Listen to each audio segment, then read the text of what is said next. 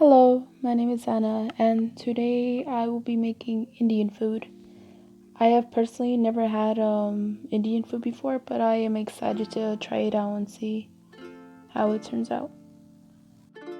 Before I start showing you how I make the dishes, I'm going to be talking a little bit about each of the dishes that I'm making. So these are samosas. Samosas go back to like the 9th century, but they didn't make an appearance in India until like the 13th century.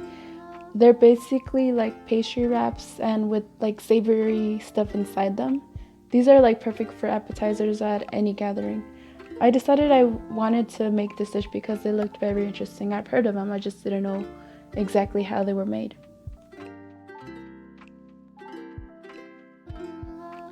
A popular rice that is sold and the rice that I will be using today is called basmati rice. The rice is basically long, thin, and grained rice. It's pretty popular. India actually exported 65% of the total amount. So for the main dish, I will be making Indian curry. Curry has been around for a long time, since like the late 1300s. And knowing Indians, they use like a variety of spices to like make their curry. Something interesting I found out about the Indian curry is that the original curry did not have any uh, chili peppers or red peppers since they weren't native to India. It wasn't until Christopher Columbus brought the seeds and they ended up like trading them with them. So for the dessert, I will be modifying it just a little bit. Instead of having a custard, I'm gonna use vanilla ice cream. And then for the mango, the recipe calls for an Alphonse mango, which is like a very sweet mango, and it's also very expensive. They're mainly grown in India, but I'm just gonna use a mango I find at the grocery store. So to make the chicken curry, you're gonna need a few things. The first thing you're gonna need is oil, chicken breasts, crushed tomatoes, Greek yogurt, cilantro, ginger, onion, cumin.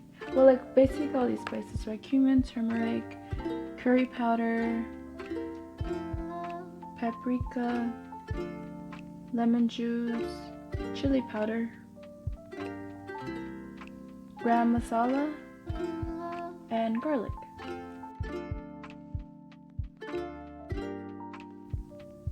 To make the samosas, I'm going to be using spring roll pastry. You can make them by hand, but I'm just going to use these. You're also going to need petite peas, or just peas, cumin, chili powder, egg for the egg wash, potatoes.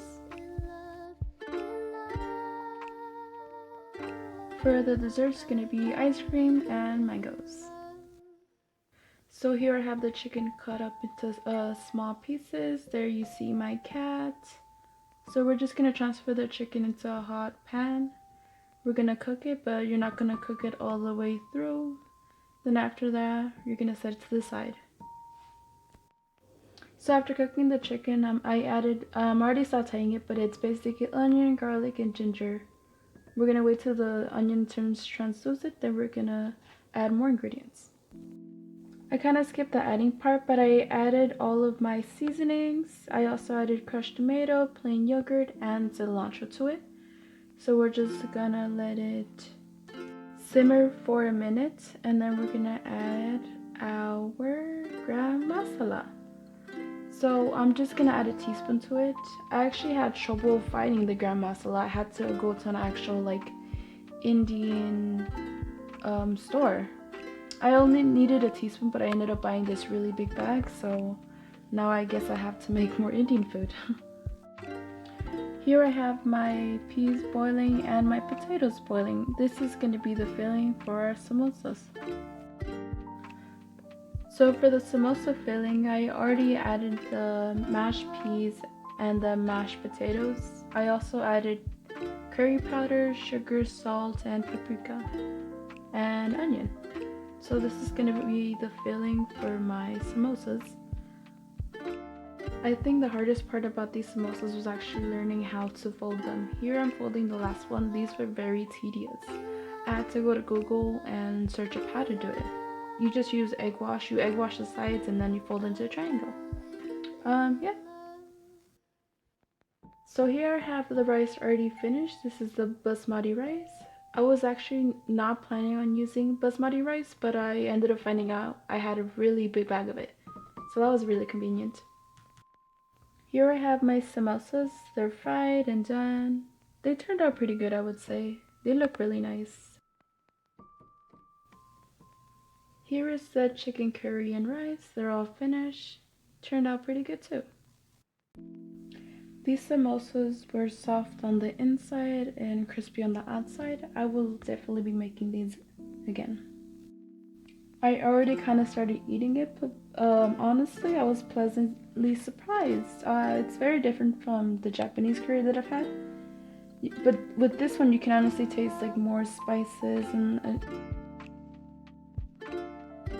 for dessert, I have my mangoes and my vanilla ice cream.